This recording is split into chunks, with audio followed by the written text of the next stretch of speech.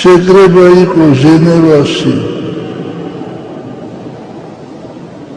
მსოფლიო ეკლესიათა საბჭოსი თქვენ გახსოვთ მე ვიყავი პრეზიდენტი ის იყო წევრი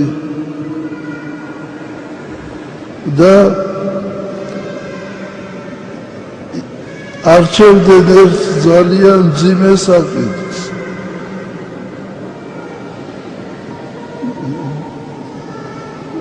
ავღანეთში იყო საბჭოთა ჯარი და ყველა თხოვლობდა ამ ჯარის გამოყვანას და ეს საკითხი დააყენეს კენჭის ყრაზე ესე იგი ძალიან მძიმე მდგომარეობაში ჩავარდით ჩვენ ესე იგი ან უნდა უარი არ დაგვეჭირა მხარი ამ და მთელი ის კრება უჭერდა მხარს რომ ჯარი უნდა გამოეყვანა საბჭოთა კავშირს და როცა დადგა კენჭის ყრა ჩვენც დაუჭირეთ მხარი ამას და ჩვენც ავწიეთ ხელი რო არ მოწია ხელი მარტო ორი დავრჩებოდით და ჩვენც მაგრამ მოსკოვში ჩამოსვლა უნდა ჩავოსულიყავით მოსკოვში მთელი მსოფლიო პრესა სწერდა ამის შესახებ რომ საქართველოს პატრიარქმა და რუსეთის მიტროპოლიტმა დაუჭირეს მხარი ჯარის გამოყვანას ხო და მერე ძიმე შეხვედრები ჰქონდა მოსკოვში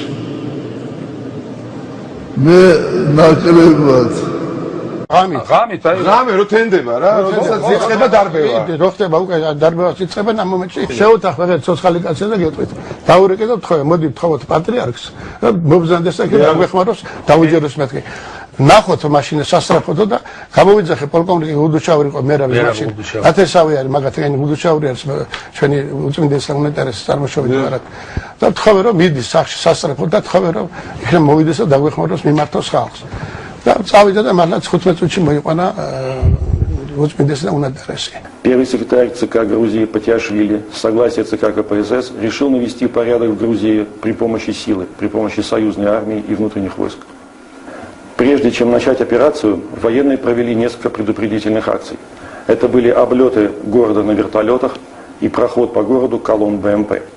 Демонстрантов предупредили, что они будут вытеснены с площади к 4 утра.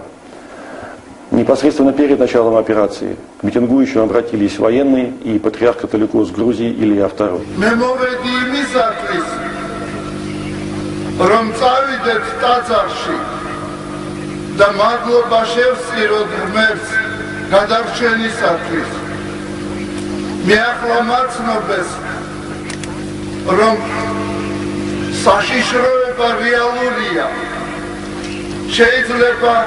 Am საშიშროებამდე დარჩა სულ რამდენიმე წუთი.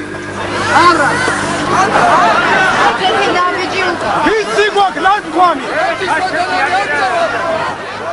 Однако лидеры сепаратистов понимали, что у них появился шанс.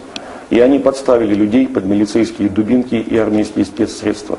За 10 минут до начала операции они включили танцевальную музыку и призвали. 1999 წლის 9 აპრილის ტრაგედიიდან დღეს 22 წელი შესრულდა. 1999 წლის 9 აპრილის გამთენისას საბჭოთა კავშირის შეერაღებული ძალების ნაწილებმა თბილისის ცენტრში პარლამენტის შენობასთან მშვიდობიანი საპროტესტო აქცია დაარბიეს, რასაც ადამიანთა მსხვერპლი მოჰყვა.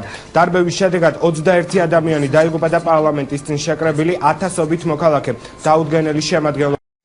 სიმბოლურია საქართველოს დამოუკიდებლობის აღდგენის გამოცხადება 9 აპრილს, ვინაიდან ამ დღეს გადაწყდა საქართველოს ბედი. 9 აპრილის წამებულთა სულები დაგვრცქერიან ჩვენ და ხარობენ ზეციურ ნათელში, რამე თუ აღსრულდა ნება მათი, აღსრულდა ნება ქართველი ერისა, გაუმარჯოს დამოუკიდებელ საქართველოს. აღავდეს ერთი.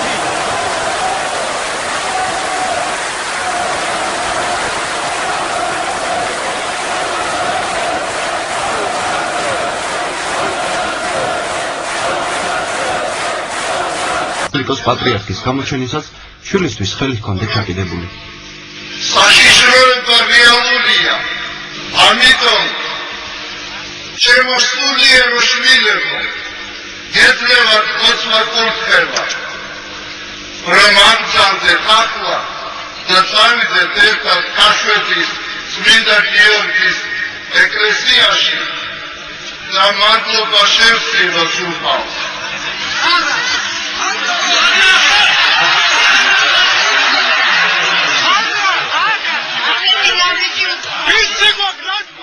მოსალოდნელი საფრთხის თავიდან არიდება არც ერთმა ქართველმა არ ისურვა. პატრიარქის თხოვნა მომიტინგეებმა და ეროვნული მოძრაობის ლიდერებმა არ გაითვალისწინეს. რუსთაველის გამზირზე სამანისებური სიჩუმე იდგა. როდესაც მაცხოვარი ეუბნება პეტრეს და მოციქულებს, რომ ის აპირებს ჯვარცმას და უნდა მოხდეს მისი ჯვარცმა და მერე აღთქმა, პეტრე მოციქული, რომელსაც უყვარდა მაცხოვარი, ეუბნება, უფალო, აღარ გინდა. იმიტომ რომ ეს ტანჯვასთან, თვალებასთანაა დაკავშირებული. მაცხოვარი ეგრევე მხისიერად პასუხობს, განვე სატანა ჩემგან, რამე თუ ზრახავ კაცისას და არა ღვთისას.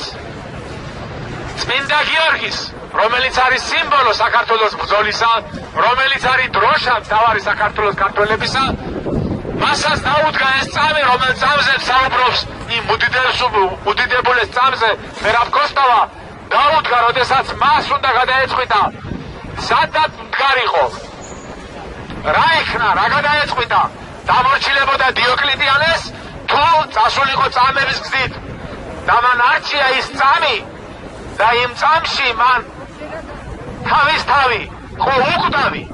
სხვათა დანო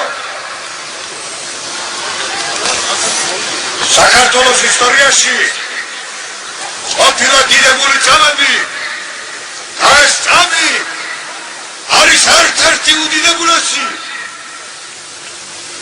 როდესაც ამ 70 წლის მანძილზე ამ ტანჯვასა და ვაებაში ამ სისხლისფრაში პირველად ასა შეკრული, ასა მთლიანი წარმოდგა ქართველი ერი ღვთის წინაშე.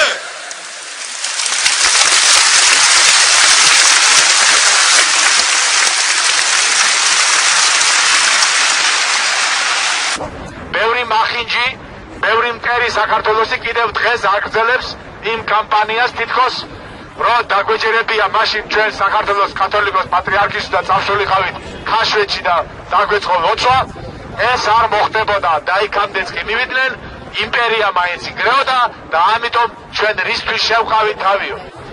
ნურას უკაცრავად მომიყვანეთ თქვენ ერთი მაგალითი მსოფლიოს ისტორიაში, რომელი იმპერია თავისით დაინგრა. მე მინდა კიდევ ერთხელ შეგახსენოთ, ვინც აქ არის და ვინც არ არის და ვინც უსმენს ამას, რომ საბჭოთა კავშირის წყალებში ეგრეთ წოდებულმა პრეზიდენტმა გორბაჩოვმა 17 მარტს დანიშნა ეგრეთ წოდებული რეფერენდუმი. და იყო ერთადერთი შეკითხვა, გსურთ თუ არა განახლებულ საბჭოთა კავშირში იცხოვროთ. თქვენ როგორ ფიქრობთ, რომ მიიღო მონაწილეობა საქართველოს, რა მოხდებოდა? ვექნებოდა განახლებული საბჭოთა კავშირი, ჩემო კარგებო. მაგრამ ერთადერთმა რესპუბლიკამ იმ დროს შემავალ საბჭოთა კავშირში, რომლებიც იყვნენ, ერთადერთმა საქართველომ გამოუცხადა ბოიკოტი და ამით დარჩა ფიქცია დანარჩენი რესპუბლიკების მიერ ჩატარებული რეფერენდუმისა.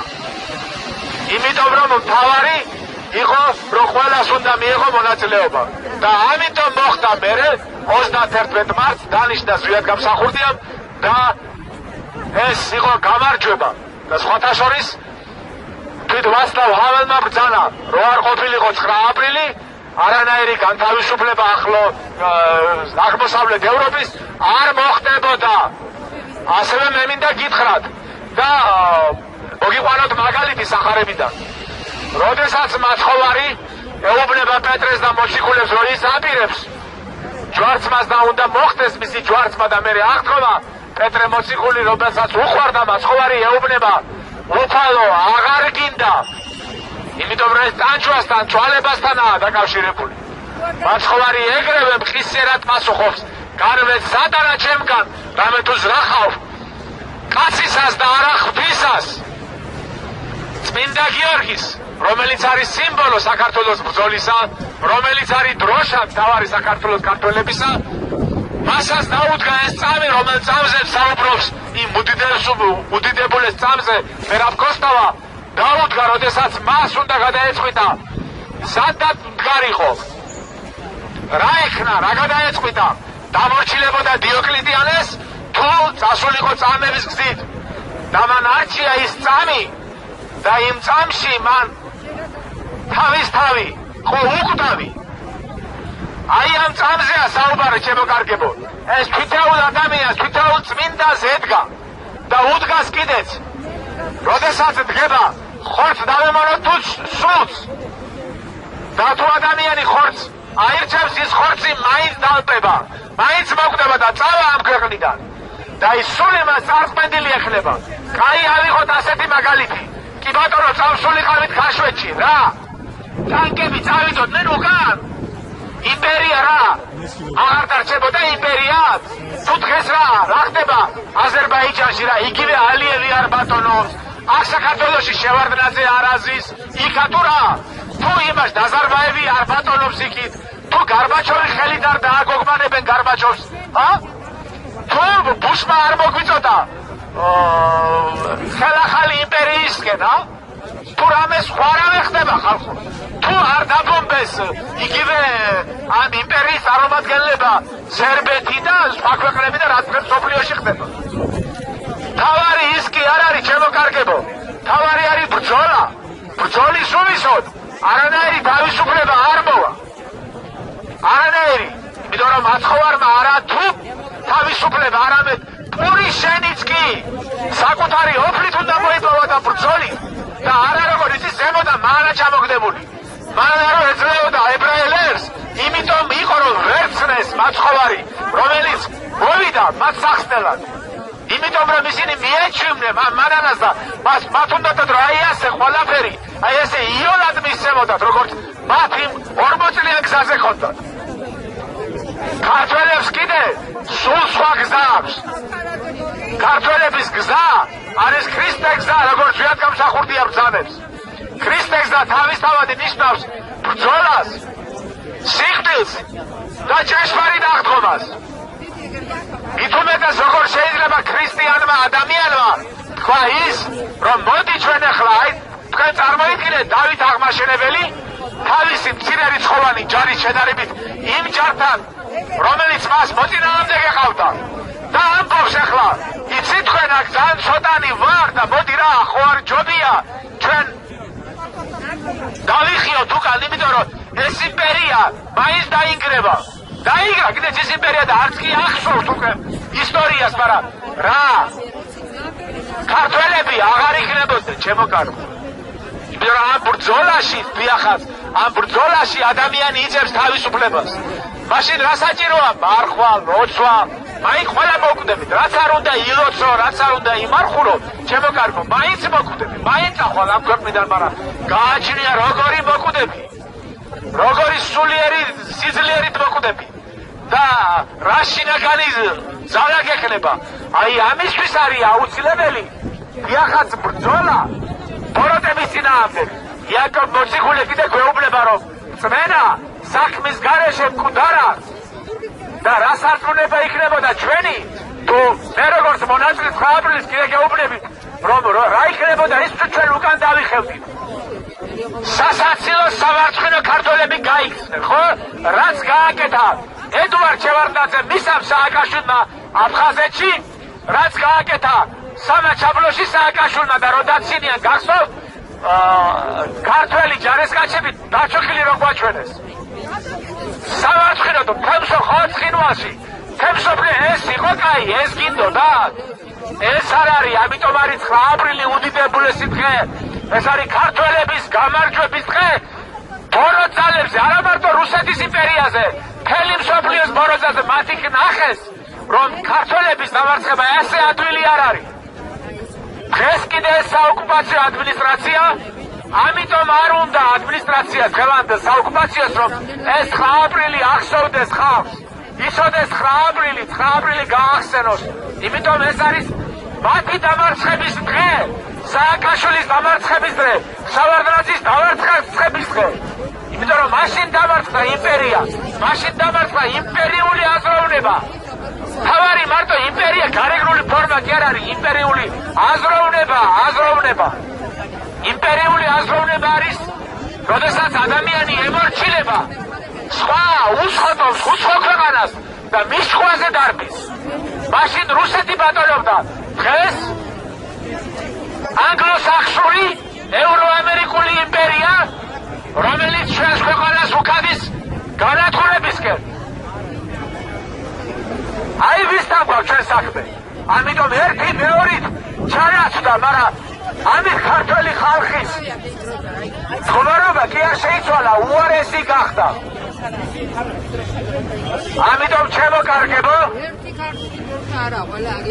ჩვენ და ჩვენს თავმავლობას და ჩვენს მომავალ თაობას უნდა ახსოვდეს და უნდა სცემდეს თაყვანს 9 აპრილს, როგორც გამარჯვების, როგორც დიდგორის სიმბოლო, როგორც თვითონ ადამიანის პიროვნების ცხოველურ ზნობებზე გამარჯვების სიმბოლო. ადამიანი, რომელიც საკუთარ ხორცზე მაღლა არ ამახდება და საკუთარი ხორცის გამო ის დაიხევს უკან, ის არ არის ღირსი რომელიმე ერის კუთვნილება იყოს. ის უბრალოდ არის ერთ-ერთი ხორცი დამავალი ორფეხა, რომელიც როდის მოკვდება, მაგას არ აქვს მნიშვნელობა, დღეს ხვალ თუ ზეგ. ამიტომ არის დღევანდელი ანტიქრისტიანული მსოფლიო ებრძვის მართლმადიდებლობას. იმიტომ რომ ერთადერთი მართლმადიდებლობა არის, რომელიც ადამიანს ეუბნება და ქადაგებს და ეუბნება მას, რომ საკუთარი ხორცის მაღლა დააკნეს საკუთარი სული.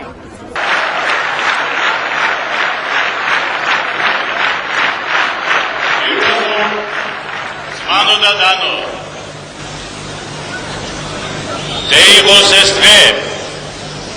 დასაწყისი ქართველი ერის კონსოლიდაციისა,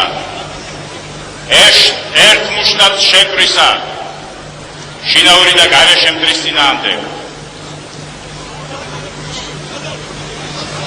ძვირფასო მეგობრებო, დღევანდელი დღე ცრემლნარევი სიხარულის დღეა. მართალია ჩვენ ცრემლი არ შეგშრობია თვალზე. 9 აპრილს წამებულთა გლოვა სამაჩაბლოში, წამებულთა გლოვა დღესაც გრძელდება, მაგრამ უფალმა მოგვივლინა ეს დღე, მითარცა დღე ცრემლნარევი სიხარულისა. ასეთი იყო საქართველოს ისტორია. ძვირფასო მეგობრებო, ეს იყო ცრემლნარევი სიხარული, ეს იყო ეკლიანი გზით სვლა ჭეშმარიტებისაკენ, საღვთო სიყვარულისაკენ. საქართველოს გზა, ეკლიანი გზა ქრისტესი, ჯვარცმისა, დაფლვისა და გარდაუვალი აღდგომისა. ამ დღეს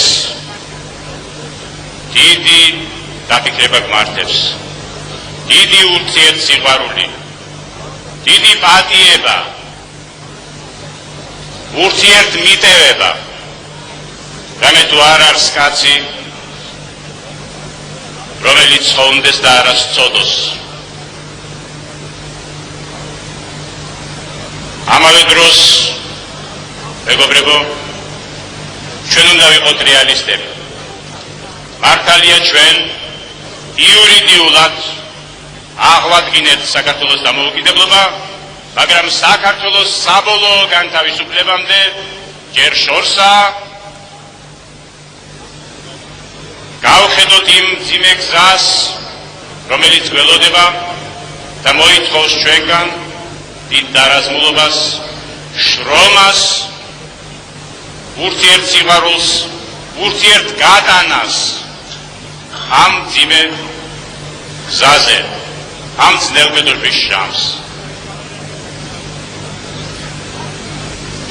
ძვირფასო მეგობრებო, ჩვენმა ეროვნულ განმათავისუფლებელმა მოძრაობამ გამოიღო თავისი ნაყოფი. იგი დაგვირგვინდა საქართველოს დამოუკიდებლობის აღდგენით. ჩვენმა ეროვნულ განმათავისუფლებელმა მოძრაობამ გააერთიანა არა მხოლოდ ქართველიერი, არამედ საქართველოს არაქართველი მოსახლეობა.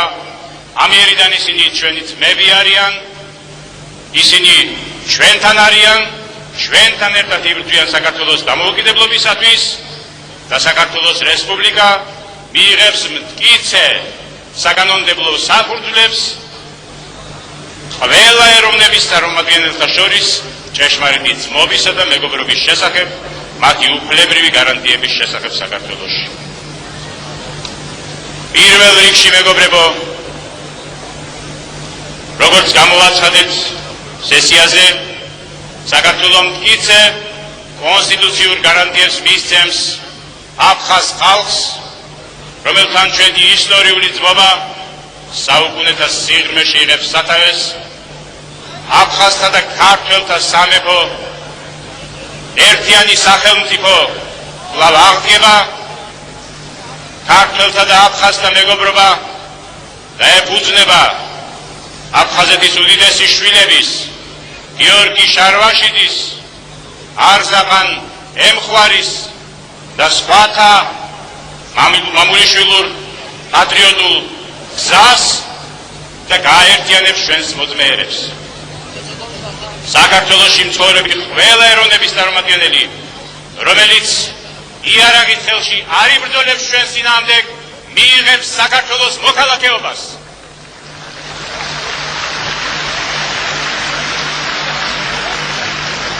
აი ასეთია, მეგობრებო, ჩვენი გადაწყვეტილება. დღეიდან საქართველო, მეგობრებო, მიმართავს სოფლიოს ცივილიზებულ ქვეყნებს, რათა დაიმკვიდროს ღირსეული ადგილი სოფლიოს თავისუფალ ერთა თანამეგობრობაში. ძვირფასო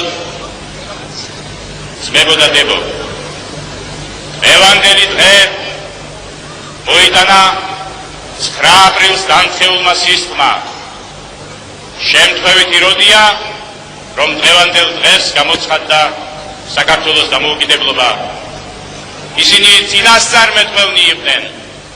მათ წინასწარმეტყველურად დაასწიეს სისხლი აქ ამ ადგილას, რამე თუ უწოდნენ, რომ სწორედ აქ გამოცხადდებოდა დამოუკიდებლობა და სწორედ 9 აპრილს სულიერი დუმილით პატივი ვცეთ დაღუპულთა ხსოვნას.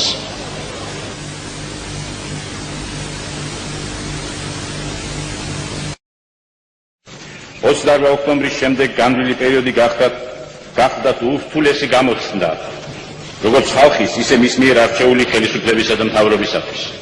ვინაიდან მძიმე და ეკლიანია თავისუფლებისაკენ მიმავალი გზა. მით უმეტეს ძნელია ამ გზაზე ყოველდღიური სიარული, როდესაც გაივლის პირველადი ენთუზიაზმი. გამოჩნდებიან პირველი და სამწუხაროდ არაუკანასკნელი შეცდომილნი და გზააბნეულნი. როდესაც ფიზიკური შეზღუდულობა ადამიანისა ამ ქვეყნიური ხორცისმიერი პრობლემები თითქოს და შურს იძიებენ შინაგანად უკვე თავისუფალ ერზე. უნდა ვაღიაროთ, რომ ოცნება თავისუფლებაზე სტიქიური მოქმედება მისი სახელით შეუძლებლად უფრო იოლი იყო, ვიდრე სახელმწიფო პოლიტიკის რანგში აყვანილი რეალურ სამუშაოდ ქცეული ეროვნული აღორძინება. ეს უკვე გადაჭრით შეიძლება ითქვას, რომ ურყევია ქართველი ერის ნება დააღწიოს თავი იმპერიულ ბორკილებს. იგი თანმიმდევრულად და პრინციპულად ადგას ამ გზას, ეს არ გახლავთ მოულოდნელი ჩვენ მდგარ საქართველოს ისტორიის დიდ გასაყარზე, სადაც ქართველი კაცი კიდევ ერთხელ ამბობს უარს ამ ქვეყნიურ ფიზიკურ კეთილდღეობაზე სულისმიერი ეროვნული აღორძინების სახელით. აღორძინება კი განახლებისა და საკუთარი ჭეშმარიტი მეობისაკენ დაბრუნებას ნიშნავს, ხოლო ღვთის შეწევით და თითოეული ჩვენგანის თავდაუზოგავი საქმიანობით შეიძლება მივახციოთ მას. საქართველოში როგორც მართლმადიდებელ ქრისტიანულ ქვეყანაში ტრადიციული იყო კავშირი ეკლესიასა და სახელმწიფოს შორის, ქართველთა ცხოველი მორწმუნეობა განსაზღვრავდა მკრულ გარემოცვაში საქართველოს სახელმწიფოს მრავალსაუკუნოვან არსებობას. სახელმწიფო კი თავის მხრივ ყოველნაირად უწყობდა ხელს ეკლესიის სამოციქულო მოღვაწეობას. საქართველოს სახელმწიფოებრივი აღორძინება, მისი დამოუკიდებლობის აღდგენა ვერ მოხერხდება ქართველთათვის ნიშნეული ცხოველი მორწმუნეობის აღორძინების გარეშე, ზნეობრივი აღორძინების გარეშე, ამას ადასტურებს საქართველოს წარსულისა და აწყობს. სწორედ ამიტომ ჭეშმარიტად ქართული ეროვნული მოძრაობა ჭიდროდ იყო და არის დაკავშირებული რელიგიურ ცნობიერებასთან, ეკლესიის წიაღთან.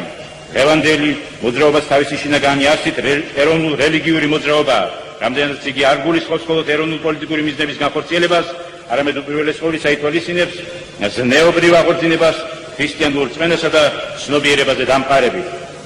ეროვნული ხელისუფლება იღვაწებს ეკლესიასა და სახელმწიფოს შორის ტრადიციული ერთობის აღსადგენად. ამ ერთობის არსი შემდგომში მდგომარეობს. ეროვნული სახელმწიფოს ავტორიტეტი უნდა დაემყაროს არა მარტო ხელისუფლების სოციალურ-პოლიტიკურ განსაზღვრულობას, არამედ უმეტესწილად ქრისტიანულ ზნეობრივ საწყისებს. სახელმწიფოს დამოკიდებულება ეკლესიისადმი უნდა დაემფუძნოს ეკლესიის რელიგიურ ზნეობრივი ავტორიტეტის უზენაესობისა და ეკლესიის განსაკუთრებული სოციალური ფუნქციის აღიარებას. ეკლესიის სამოციქულო მოღვაწეობის სულიერი ბუნება თავისთავად გამორიცხავს მის უშუალო მონაწილეობას ქვეყნის პოლიტიკურ სისტემაში, მაგრამ პოლიტიკური სისტემიდან ეკლესიის გამოყოფა არ უნდა ნიშნავდეს სახელმწიფოსა და ეკლესიის ურთიერთგათიშვას. სახელმწიფო და ეკლესია არ უნდა ერეოდნენ ურთიერთის საქმიანობაში, მათ ერთობლივად უნდა უზრუნველყოს საერო და საეკლესიო ცხოვრების მთლიანობა.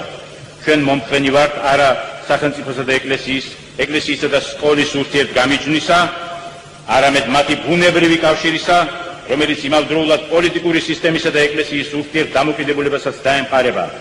სახელმწიფოს დამოუკიდებლობის აღდგენასთან ერთად მართლმადიდებლობა სახელმწიფო რელიგიად უნდა იქცეს. ამ პრინციპებიდან გამომდინარე, ქართულმა სახელმწიფომ უნდა უზრუნველყოს ეკლესიის უფლება იყოს საერო ცხოვრების აქტიური მონაწილე. სახელმწიფომ უნდა დაიცვას საეკლესიო ქონება, ხელი შეუწყოს ეკლესიას ტრადიციულ სამონასტრო მოღვაწეობაში. სახელმწიფომ უნდა იზრუნოს, რათა ეკლესიამ მიიღოს საჭირო მატერიალური დახმარება საგანმანათლებლო საქმიანობის, აზრების მშენებლობისა და შეკეთებისათვის. უნდა აღდგეს საეკლესიო საკუთრება მიწაზე. მართლმადიდებლობის სახელმწიფო რელიგიად აღიარება არ ხელყოფს სხვა რელიგიების აღსარებელთა, აგრეთვე ათეისტთა მოქალაქეობრივ უფლებებს. სახელმწიფოს მიერ გარანტირებული იქნება სინდისის თავისუფლება და თითოეულ პიროვნებას მიეცემა შესაძლებლობა იყოს აღსარებელი იმ სარწმუნოებისა, რომელსაც თავად აღიარებს. მოქალაქეთა უფლებები არ შეიზღუდება რელიგიური ნიშნით. საქართველოს სახელმწიფო ყოველთვის ერთგული დარჩება ტრადიციული რელიგიური შემწყნარებლობისა. ქალბატონებო და ბატონებო, ქართველი ერი გამოირჩევა თანასწორთა შორის თავისი ყოფით, ადგილით და ენით. საქართველო ღვთისმშობლის წილხვედრი ქვეყანაა. ჩვენი ისტორია, ცხოვრების წესი, ბრძოლა სარწმუნოებისათვის, ეროვნული დამოუკიდებლობისათვის ეს არის მოწამეობრივი გზა, ქრისტეს მიერი გზა სიკეთისა, სიკვველისა და სიყვარულისა. ისტორია გვაძლევს შესაძლებლობას, რათა დაუბრუნდეთ მამაპაპეულ გზას, ავაღორძინოთ თავისუფალი საქართველო. ება ჟამი, როცა უფლებრივ ყველას სიცოცხლე მამულს ეკუთვნის, ერი უეჭვებად მზად არის გადამწყვეტი ბრძოლისათვის. ეს ეროვნული ხელისუფლების ვალია იყოს ღირსი უდიდესი მისიის, შეასრულოს დაკისრებული მოვალეობა, საქართველოს დაუბრუნოს ღირსეული ადგილი სოფლიოს ერთად თანამეგობრობაში. დიდი მიზნები მხოლოდ ღვთაებრივი სიყვარულით აღსრულდებიან და აღსრულდეს ნება ღვთისა, ნება ერისა, გაუმარჯოს თავისუფალ საქართველოს. ღმერთი იყოს ჩვენი მფარველი.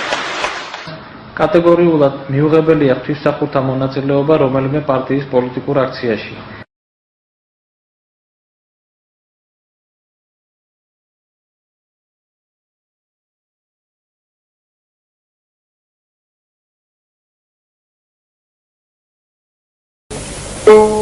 მე ვფიქრობ დღევანდელ დღეს ასეთი პიროვნება რომელსაც ძალობს უწინამძღვროს ქართველ ერს დამაშვრალს ცილისამებით, დევნით, ცრემლით, სისხლით, უსამართლობით, სიყალბით არის ბატონი ზვიად გამსახურდია. ვფიქრობ ჩემზედაც სულია, როგორც პავლე მოციქული ამბობს, ხელდასმული ვარ სამღვდელო ხიროტონით და ვიტყვი ამ სულიწმინდის მადლით, რომ ბატონი ზვიადი არის კურთხეული ღვთისაგან. მე მას პირადად პატივსემ პირველ ყოვლისა როგორც ქართველ პატრიოტს და შემდეგ როგორც კეთილგონიერ პოლიტიკოსსა და სახელმწიფოს მეთაურს. მაგრამ ჩვენ ვიცით, რომ დღეს ადამიანი ავსებულია ღვაწლით, ზიზღით, ეგოიზმით, ამპარტავნებით და ბუნებრივია, რომ მას ბევრი წინააღმდეგობი ეყოლება. მე ღრმად ამწამს, რომ შეუძლებელი კაცთაგან, შესაძლებელი არის ღვთისაგან და მხედველობაში მაქცის, რომ დღეს საქართველოს ამოყვანა ამ ჯოჯოხეთიდან, რასაც ხნის დღევანდელი პოლიტიკური, ეკონომიური და ესე შემდეგ გარემო არის შეუძლებელი, დაუჯერებელი, მაგრამ ასევე დაუჯერებელი იყო ცოდვილი ნაზარეთიდან უფლის მოსვლა, მას წმინდა ქალაქი იერუსალიმიდან მოელოდა, მაგრამ ხსნა სწორედ ნაზარეთიდან მოვიდა. დაუჯერებელია, აბსურდულია საქართველოს გადარჩენა, მაგრამ საქართველო არათუ გადარჩება, არამედ გაბწყინდება. ამას ღაღადებენ ეკლესიის მამები და პირველ ყოვლისა მე ვიტყოდი რუსი მამები, წმინდა მამები და ამას ღაღადებს მსოფლიო ეკლესია. ჩვენ ღრმად ვწამს, თუნდაც ის ფაქტი, რომ კათოლიკოსმა აკურთხა ეროვნული პარლამენტის შექმნა და მეწოდება მისივე კურთხევით შენობა პარლამენტისა, უკვე ამაში გამოხატულია ღვთისნება, რომ ღმერთი ჩვენთან არის, მაგრამ ხომ გახსოვთ ცუდას რათ უნდა მტერობა, კარგია მუდამ მტრიანი. მე ღრმად ვწამს, რომ საქართველო გაბწყინდება და ერთ-ერთი ქრისტეს მხედარი ამ გაბწყინებაში არის სწორედ ბატონი ზვიად გამსახურდია. უფალმა ღმერთმა არ მოაკლოს მადლი და ჭეშმარიტება უკუნითი უკუნისამდე. ამინ. კატეგორიულად მიუღებელია ღვთისმსახურთა მონაწილეობა რომელიმე პარტიის პოლიტიკურ აქციაში. ეკლესია არის საყოველთაო და მისი წევრია ნებისმიერი პოლიტიკური შეხედულების ადამიანი. ადამიანი დიდი რწმენა აქვს, მას ვერაფერი ვერ დააყოლებს. ჩვენ ხშირად მოგვიწოდებენ, რომ არ უნდა გაკეთდეს პოლიტიკური განცხადება. რას ქვია პოლიტიკური განცხადება? თუ ჩვენ კივა სამშობლოს მომავალი, თუ ჩვენ ვფიქრობ ჩვენ სამშობლოზე და ეს სამშობლო მარტო ტერიტორიული ადმინისტრაციული ერთეულები კი არ არის, რისგანაც შედგება საქართველო, ეს არის ადამიანები უპირველესად. რაში გჭირდება ის ტერიტორია, თუ იქ არ იცხოვრებს ქართველი? უპირველესად თავარი მაინც ადამიანია, ადამიანზე ვამოხვილებთ ყურადღებას. და მაშინ, როდესაც ბურუსითაა მოცული მთელი დედამიწა, მაშინ, როდესაც ჩვენ გვაქვს სულიერი ხედვა, და ამას გვაძლევს მადლი სულისაწმინდისა, როგორ შეიძლება, რომ ადამიანი მიდიოდეს სიბნელისკენ და არ უთხრა, რომ მან არ უნდა წახვიდე. მან თუ მიხვალ გადაიჩეხები, დაიღუპები. ან როგორ შეიძლება გარჩევის უნარი არ ქონდეს, რომ ერთი ადამიანი აშენებს ტაძრებს, მონასტრებს, ყველანაირად ეშხმარება გაჭირვებულებს და მეორე ადამიანი ანგრევს ტაძარს, ჯვრებს იღებს, ეკლესიის წინააღმდეგ მოქმედებს, ამ ორი ძალის გარჩევის უნარი როგორ არ უნდა გაგვაჩნდეს. ეს არის პოლიტიკა. როცა ხელისუფლება პატრიარქს არ უჯერებს, არ უსმენს, რამდენჯერ გამოვიდა მისი უწყნდესობა განცხადებით თხოვნით, რომ დავსწრეთ, მოვილაპარაკოთ ამ კანონთან დაკავშირებით. რამდენჯერ იქნა მოწოდება, რომ არ აშენდეს იმ ადგილზე, სადაც 100,000 ქართველი ეწამა ბუდაბარი, სადაც ბუდას კერპი დაიდგა. კაზინოები და 1000 უბედურება. თუნდაც განათლების სისტემაში რა ხდება, ბავშვებს რას ასწავლია? თუ ამის გარჩევის უნარი აღარ აქვს ჩვენ. ნუ თუ არ უნდა დავინახოთ სადაა სიკეთე, სადაა სიბნელე.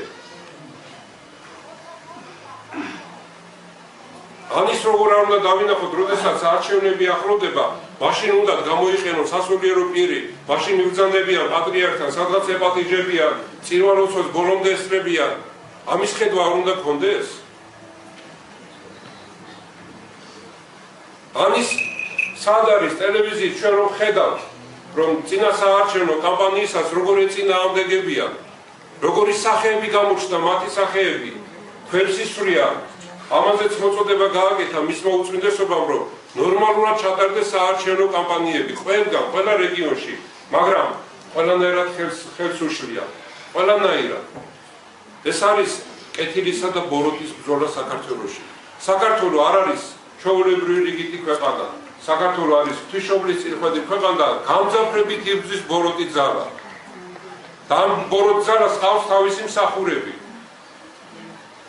ეს მსახურები უშლიან საქართველოს წინსვლას, საქართველოში სიმშვიდეს, ნორმალურ განვითარებას, ქართული ტრადიციების აღორძინებას, ქართული სულიერების აღორძინებას. აი ეს ძალები არიან. ამ შემთხვევაში ჩვენ როგორ შეიძლება დავდუმდეთ? ჩვენ ამაზე პასუხს ვაგებთ ღვთის წინაშე და მრევლის წინაშეც. ხო დავინახეთ ეს სახეები, ვინც ეწინააღმდეგება. აი მე შემცხვარ, რომ ქართველი ამ დონეზე დადის. ესენი ებრძვიან თავისი სკამებს, იბრძვიან სკამებისთვის, იბრძვიან კეთილდღეობისთვის, მათ საქართველოს მომავალი არ აინტერესებს. რომ დაინახეს ის საშუალება, რომ მის სკამებზე აღარ იქნებიან, აი ესე გამძაფრდნენ, ასე გაამძაფრეს თავისი მოქმედება კეთილი ძალების წინააღმდეგ. და ერთი რამ არის, რომ აი ეს არჩევნები ნამდვილად გადამწყვეტი იქნება საქართველოს მომავლისთვის. სერიოზულად დავფიქრდეთ, თუ გვინდა რომ საქართველო გადარჩეს, თუ გვინდა რომ საქართველო მიარსებოს და ქართველებმა იცხოვრონ საქართველოში, ჩვენ უნდა გავაკეთოთ სწორი არჩევანი. უნდა დაუჭიროთ მხარი კეთილ ძალას.